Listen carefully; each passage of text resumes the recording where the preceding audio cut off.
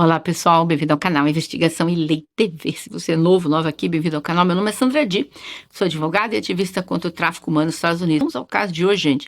É o caso de Elaf Al-Tamimi. Ela nasceu no Iraque e depois ela veio para os Estados Unidos quando ela era uma bebê de 30 dias. E ela ficou nos Estados Unidos até quando ela tinha 14 anos.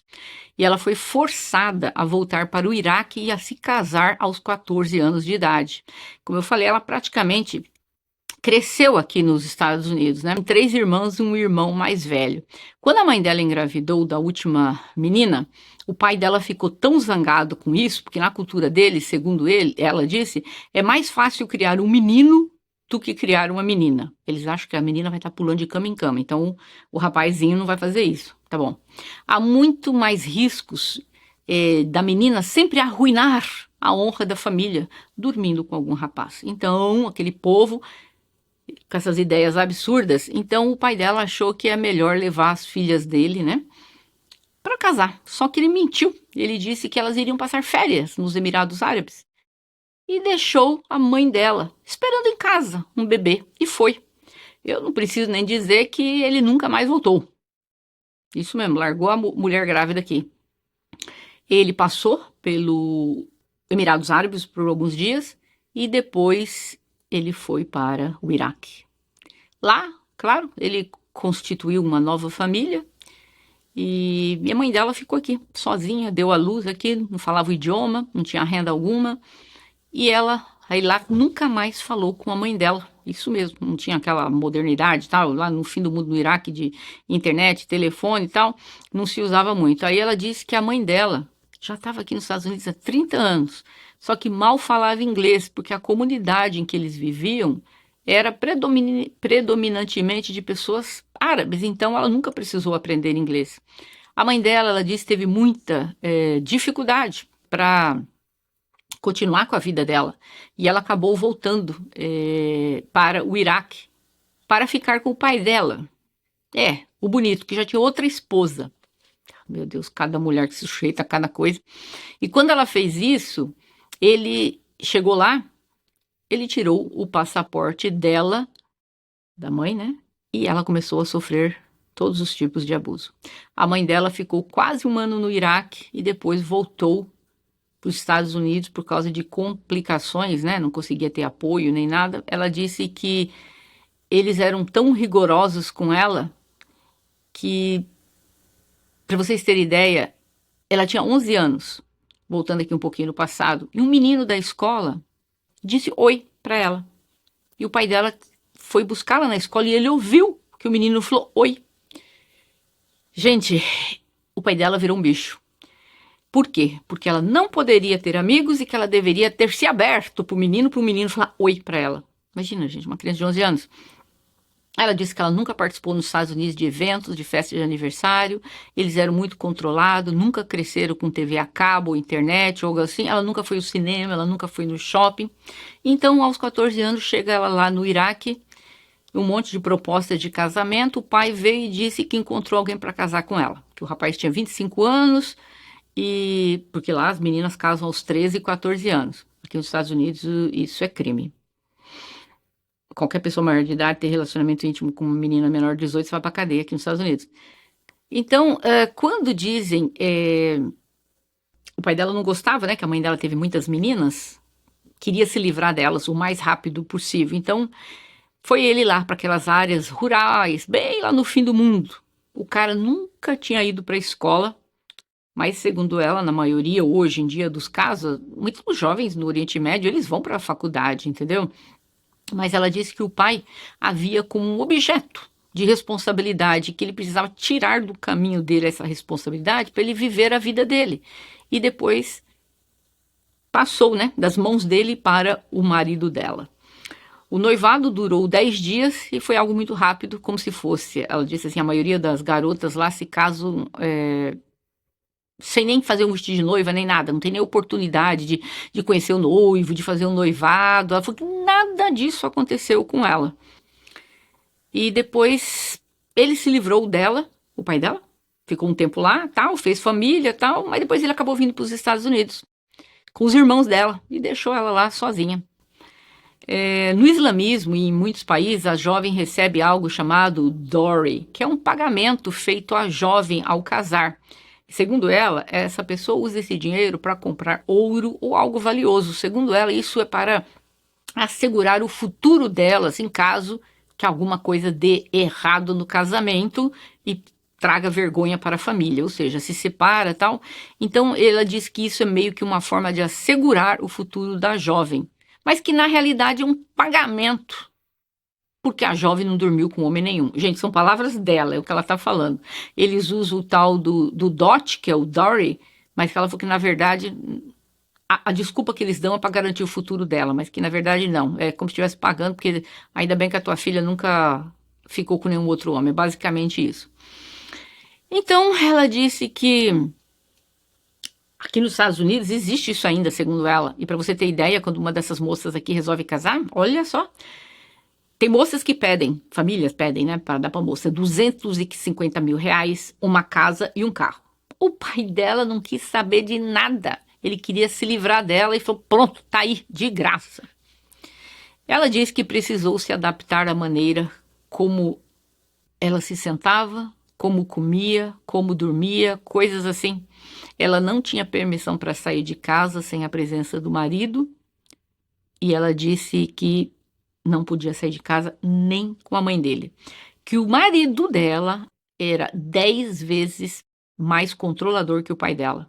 Então, até para ir no mercado com a mãe, não podia ir, não era uma opção. Ela tinha que cuidar da casa, ter certeza que todos estavam alimentados. Se ele queria ter intimidade com ela e ela não queria, ele arrastava pelos cabelos, levava, colocava na cama, colocava a mão na boca dela e dizia, que tal agora? Você está pronta? Ela ficou esperando um bebê aos 15 anos e ela disse que não se lembra de muita coisa, porque muitas memórias foram bloqueadas, mas ela não teve pré-natal em nenhuma das gestações dela. Quase nunca tinha comunicação dela com os pais, a menos que fosse pelo telefone dele. Uma vez por mês e tinha que pôr no viva voz, porque ele queria ouvir tudo. E na época, os irmãos dela ainda eram menores, estavam no ensino médio, então eles não tinham telefones para ela telefonar. Eles também eram controlados pelo pai, então as únicas ligações que ela recebia seria da mãe dela e muito de vez em quando. Acontece que a Elaf veio para os Estados Unidos para ter o bebê, que segundo ela foi como um sopro de ar fresco. O pai resolveu só trazer porque lá estava muito a situação bem caótica no sistema de saúde. Ele falou, pelo menos tem a criança nos Estados Unidos, né? Então ela disse que quando ela chegou nos Estados Unidos, ela teve assistência médica, né, porque lá não tinha nada, né? E ela acabou dando a luz sozinha no hospital. Meu Deus, uma menina de 15 anos dando a luz sozinha no hospital. E logo depois ela voltou para o Iraque. E quando ela teve essa bebê, ela já estava com 16 anos, tá? Aí com os 18 anos ela ficou já esperando outro filho. E o pai dela mandava o equivalente a 500 reais por mês. Era isso que ele mandava e acabou. E era com esse dinheiro que ela teria que comprar comida e vestir as crianças. Ela disse que usava desses 500, uns 250 por mês, e os outros 250 ela comprava ouro. Ela sabia que precisava investir em algo se um dia quisesse sair daquele lugar. Não existia lá a opção de contraceptivo, ninguém pode usar pílula lá, é proibido na religião deles. Então foi um filho atrás do outro. Quando ela ficou grávida do segundo filho, ela voltou novamente para os Estados Unidos para ter o bebê. E aí ela disse que enquanto ela estava aqui, ela ia na biblioteca, ela pegava livros, ela estudava, mas o filho dela teve problemas de saúde ao nascer e precisou ficar nos Estados Unidos com ela para tratamento. Aí o filho dela já estava com quase 3 anos de idade, entrando e saindo de hospitais. E ela ficou aqui, né? Com os 2 filhos dela. E ela conseguiu fazer um teste escolar e obteve uma nota boa, e com isso ela poderia no futuro entrar até numa faculdade se ela quisesse nos Estados Unidos. Mas isso não era uma opção naquele momento e ela teve que voltar para o Iraque logo após o tratamento do menino. Enquanto isso, ela disse que quando ela estava aqui nos Estados Unidos, esses 3 anos, ela estudou para ser assistente técnica de médico, que o pai sempre a levava e a buscava da escola. E às vezes chegava até cedo na escola só para ter certeza que ela não estava falando com nenhum outro homem. Ela disse que ela deveria ter ali por volta de 18 a 19 anos. Um dia ela implorou para o pai dela deixar, para que ela saísse de casa com as amigas da escola, e ele não deixou. E ela chamou a polícia. Isso deixou o pai dela com muita raiva. Aí que ele resolveu isolá-la de vez de todo mundo. Ela disse que o pai sentiu-se tão envergonhado porque ela chamou a polícia para ele, que ele teve que mudar para outro estado. E ela acabou ficando com a mãe dela em Michigan. Os pais já eram divorciados naquela época, né? Ela disse que ela não podia fazer nada, era totalmente controlada por eles. E aí ela recebeu uma oferta de um emprego e ela começou a trabalhar. Mas mesmo assim, todo o dinheiro que ela fazia ia direto para a conta bancária do pai dela. E ela não tinha permissão para morar sozinha ou algo assim. Tudo ia para a conta dele. E ela disse que quando ela estava aqui, chegou o momento que ela teria que retornar para o Iraque. Mas aí ela decidiu que não quero voltar para o Iraque, então vou trazer o marido para cá, porque na cabeça dela não existe essa opção divórcio. O filho ainda continuava precisando de hospitalizações e tal, e ela disse que ela gastou, depois o pai permitiu que ela ficasse com algum dinheiro, ela gastou dinheiro para poder trazer ele para os Estados Unidos, fazer petições para imigração, custa muito dinheiro e tal. Então, ela fez a aplicação para ele morar nos Estados Unidos. Só que aí o pai dela resolveu enganá-la pela segunda vez. Ele disse assim para ela, que homem nojento: nós vamos buscar o seu marido. Vamos deixar as crianças visitarem seus avós no Iraque pela última vez. E lá foram todos eles para o Iraque. Assim que chegaram no Iraque, o pai pegou o passaporte de todos eles, o dinheiro, o cartão de débito e foi embora do Iraque, deixando-a sozinha em casa, com 2 crianças pequenas, e as coisas realmente ficaram ruins. O marido estava com muita raiva dela por tudo que ele teve que passar. Ele estava esperando vir para os Estados Unidos e não pôde vir. Então, ele não quis nem olhar na cara do bebê que nasceu. O filho dela estava com 3 anos, ele não quis nem olhar na cara da criança. Ele a estava culpando por tudo isso. Então, ela começou a sofrer abusos físicos e aqueles outros tipos de abusos que vocês sabem. E ela disse que era uma vida terrível que ela passava, era uma vida vigiada o tempo todo, não tinha privacidade, dividia o quarto dela com as crianças e ela novamente engravidou. E terceira criança, né? E uma vez mais não tinha permissão para sair de casa nem para ir no médico. O marido nunca cuidou das crianças como um pai, ele sempre. As crianças tinham medo dele, que quando eles estavam brincando, se divertindo, quando ouviam a voz do pai, eles corriam para o avô em busca de segurança. Eles moravam juntos lá. Porque eles viviam com medo dele. O pai raspava a cabeça das crianças, porque as crianças tinham cabelos cacheados, encaracolados e pele um pouco escura. E o padrão de beleza lá é pele clara e cabelo liso. Então, ele pensou que os filhos não eram daquele jeito. Então, eles chamariam atenção. O marido dela resolveu que a melhor coisa era raspar a cabeça das crianças. Chamava mais atenção do que se tivesse saído com os cabelos normais, né? O marido dela, como eu falei, nunca foi para a escola, era um homem totalmente ignorante, o que é raro lá também. Apesar que tem naquela parte lá de baixo, não é tão raro assim, né? Porque ela disse que naquela parte, mesmo quando as pessoas não têm muito estudo, elas abrem pequenos negócios, vão para uma escola, compram um carro e tal. E o marido dela era apenas um motorista de táxi e ele apenas tinha o suficiente para comprar alguns mantimentos para casa. E ela disse que quando ela foi dar à luz a terceira filha, ela ligou, falou com a sogra ligou para uma parteira e a mulher veio, a criança nasceu no chão e no dia seguinte ela já estava dentro da casa cozinhando. Só que quando ela estava ali dando à luz sozinha ali com a parteira no chão, a sogra abriu, olhou a porta, viu ali aquele sangue no chão, falou eu, e fechou a porta e saiu. Que bonito. Ela disse que ficou casada 12 anos e naquela época, 26 anos, 3 filhos. Ela decidiu que ela precisava voltar para os Estados Unidos. Com a ajuda de uma irmã dela, que ajudou financeiramente, ela voltou para os Estados Unidos. Ela conseguiu um trabalho como assistente médica. Ela trabalhou à noite, nos finais de semana no hospital, para poder ter um pouco de dinheiro. E ela, novamente, não tinha opção do divórcio. Ela conseguiu trazer o infeliz do ignorante aqui para os Estados Unidos. E aí você pode pensar, né? Mas nossa, mas como é que traz um cara desse ainda depois de tudo que ela passou? A gente precisa lembrar, gente, que ela vem de uma cultura fechada. Não é aceito o divórcio, é uma coisa que traz vergonha para a família. Então ela disse que ela precisava ganhar dinheiro. Aí chega o infeliz nos Estados Unidos. E quando ele chegou, ela resolveu que ela ia estudar mais. Ele disse, que coisa de estudar nada. E além do mais, você não devia nem estar trabalhando com todas essas crianças, vão pedir ajuda do governo. Porque para ele, aquela ajuda do governo que eles dão aqui, podiam viver muito bem. Na cabeça dele, né? Pode viver no Iraque, mas não aqui. Bom, ele veio, chegou aqui. Aí o irmão dela morava com ela naquela época também, tinha 18 anos. E ele começou a ver o irmão dela, esse homem abusando da irmã dele. E um dia, o irmão dela cansou. E ele se defendeu, ele estava farto disso e ele aconteceu. Isso não vai acontecer mais com a minha irmã. Eu estou cansado de vê-la assim.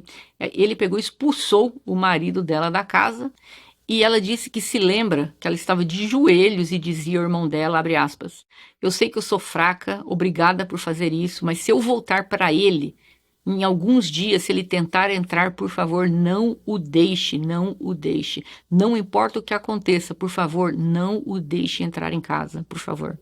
Fecha aspas. Mas o infeliz acabou voltando para casa. Ele a trancou no quarto e pediu ao filho mais novo para pegar um objeto cortante na cozinha. Isso mesmo, a encurralou no quarto com isso e começou a cutucá-la com aquele objeto cortante na garganta dela. O pai dela, que morava na frente da casa, ouviu a gritaria, veio correndo e disse pro cara, o que você acha que está fazendo? Ela vai chamar a polícia e colocar nós dois em apuros. Ou seja, ele não estava dizendo o que você está fazendo com a minha filha. Ele estava preocupado que ela poderia chamar a polícia para eles dois. Ele estava preocupado era com ele. Aí ela se trancou no banheiro. Ela mandou uma mensagem para a irmã dela pedindo para chamar a polícia. Eu não sei por que ela não chamou diretamente, não entendi isso. Mas ela mandou uma mensagem para a irmã e a irmã chamou a polícia veio e o prendeu. Ele saiu da prisão dali a alguns dias, mas aí o irmão dela não o deixou entrar na casa. E o marido dela disse, olha, se eu não posso fazer com você o que eu quero e como eu quero, então me recuso a ficar nesse país. Aí ele falou, ótimo. Aí ele falou, então vou embora. Foi embora e abandonou os filhos. Isso mesmo. Aí o pai dela propôs para ela um acordo. E disse, abre aspas, olha, agora você faz isso. Você trouxe tanta vergonha para a família por ser divorciada, você vai mudar para nossa casa, você vai poder ter um quarto para você e para seus filhos, você vai pagar algum dinheiro para sua madrasta cozinhar, alguma comida extra para vocês e sua agenda estará na geladeira. Você não tem permissão para sair de casa fora do horário. E ele disse, e você não tem direito a fazer nada sem a minha permissão. Fecha aspas. Ela disse, eu não aceito nada disso. Ele diz, você está falida, você não tem nada. O que você quer dizer que você vai fazer? Você vai morar sozinha? Aí ele riu da cara dela e disse que em alguns anos ela e os filhos dela estariam vendendo na rua substâncias ilícitas. Ela disse que a risada dele foi a maior motivação para a vida dela. Mas ela foi morar sozinha. Mas os filhos eram pequenos. Ela disse que às vezes ela colocou várias câmeras pela casa e ela deixava os filhos sozinhos em casa quando ela ia trabalhar à noite. Às vezes, alguns dos irmãos dela de 14 e 15 anos cuidavam dos filhos ou passavam a noite lá, mas muitas noites eles passavam sozinhos, mas ela disse que ficava no telefone o tempo todo olhando pelas câmeras. E ela trabalhando. E aí, só que o pai dela estava toda hora dentro da casa dela. E na frente dos filhos dela, o pai dela começou a tratá-la mal, sabe? Umas coisas absurdas. Aí um dia ela foi para academia. Ela chegou em casa, o pai dela disse assim, eu passei na frente da academia, seu carro não estava lá. Você, sua mentirosa, onde você foi? Aí ela disse que ela cansou.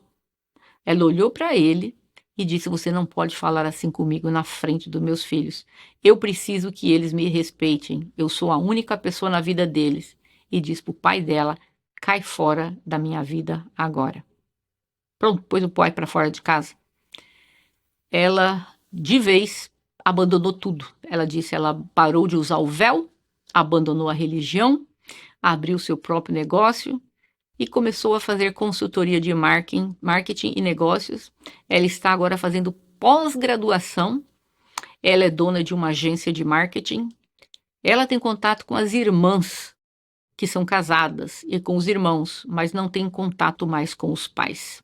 Apesar que eu vi uma foto dela com a mãe dela nas redes sociais, mas ela sempre culpou a mãe também por tudo. Mas ela disse que um dia ela percebeu que a mãe dela teve ainda pior do que ela, porque ela foi abandonada pelo pai dela quando ela estava esperando um bebê aqui. Então, ela disse que o fato da mãe dela morar aqui tantos anos, não falar o idioma, tal, ela disse que talvez ela teria uma vida até pior do que ela teve. Os filhos dela hoje são adolescentes, o mais velho já trabalha, tem carro próprio, tem uma vida totalmente diferente do que ela teve. E eu vi uma mensagem dela no Instagram que diz, e abre aspas: foi há quase 20 anos que meu pai me entregou para casar no Iraque com alguém que eu mal conhecia. Perdi tudo aos 14 anos, a comunicação com meus irmãos, meus amigos, minha experiência no ensino médio, perdi minha liberdade de comer, falar, caminhar, dormir, vestir ou ouvir, de acordo com os meus termos. Tudo era controlado por um homem. Entre os abusos físicos, mentais, tentei tirar minha vida várias vezes antes de ganhar força interior para continuar vivendo. Ano após ano, aumentei minha fé em Deus e sabia que havia esperança de uma vida melhor. Meu anjo da guarda foi e sempre será a minha irmã mais nova. Assim que consegui entrar em contato com ela, quando eu estava no Iraque, ela fez de tudo ao seu alcance para trazer a mim e aos meus filhos de volta para a América em segurança. Ela ajudou a contratar advogados, a embaixada, e me deu uma sensação de esperança mais forte. Mesmo depois de voltar para os Estados Unidos, ela me deu meu primeiro laptop, meu telefone, meu primeiro cartão de crédito para que eu pudesse estudar na faculdade. Já se passaram 6 anos desde que voltei. Sou extremamente abençoada pela vida que tenho agora, a segurança, a proteção e todos os sucessos que alcancei. Ela ainda é a minha maior apoiadora e está ao meu lado nos bons e nos maus momentos. Se eu tivesse desistido de mim mesmo anos atrás, não teria tido a oportunidade de ter o relacionamento que tenho com ela hoje. Às vezes, tudo o que precisamos é daquela pessoa para mudar a trajetória da nossa vida, aquela mão amiga. Mesmo quando você sentir que todos estão contra você, contra a sua felicidade, o seu sucesso, lembre-se que a pessoa certa, lembre-se que com a pessoa certa vale tudo. Continue, não desista. Fecha aspas. Que bom que ela tem uma irmã que fez tanto por ela, que bom. Ela disse que se ela conseguiu escapar do Iraque, desta vida, se você mora em qualquer país liberal, você com certeza também poderá. Você também conseguirá. Eu concordo com ela. Olha, foi uma luta dessa moça, tudo que ela passou. Que vergonha, gente, esse homem, esse pai. Abandona os filhos, vai embora, constitui outra família, abandona a família de lá, vem para cá, faz outra família. Um homem que não tem amor pelos filhos. Tem filhos só por ter. A mãe se sujeita a essas baixarias também, mas também cresceu dentro desse meio. Eu até que entendo um pouco, mas eu não desculpo a mãe dela. Você permitir que uma filha de 14 anos sua seja levada para fora do país para casar com um homem que ela nunca viu na vida, não importa de que cultura que você veio. Instinto materno é instinto materno. Se você tem dentro de você que você tem que proteger os seus filhos. Eu já falei várias vezes, os animais, eles tiram a vida de outro animal para proteger as crias deles. Como nós, seres humanos, racionais, não conseguimos fazer isso? E eles conseguem? Deu para entender onde eu quero chegar? Eu não sou tão benevolente com a mãe dela, eu diria, como ela é. Ah, porque a mãe dela passou por muita coisa também. Eu tenho certeza que talvez você que está aí me ouvindo, você não ia permitir que esse cara pega sua filha de 14 anos e leva para um outro país para casar com um homem que nunca viu na vida. O cara nunca pisou um pé numa escola. E você larga sua filha lá. Que raio de mãe que essa pessoa é? Eu gostaria de ouvir de vocês. Vocês desculpariam a mãe ela? Eu não desculparia. Ela foi muito negligente com a filha dela. Essa é a minha opinião, mas se vocês acharem interessante, deixa aqui o gostei para o YouTube entender que esse vídeo é bom, recomendar para outras pessoas. Eu vejo que pessoas estão aqui dizendo, Sandra, quanto tempo? Nunca mais vi você. Gente, mesmo sem receber as notificações, venham aqui terça e quinta. Eu estou aqui toda terça e quinta às 20 horas, horário de Brasília, tá bom? Eu vejo vocês em breve. Até mais.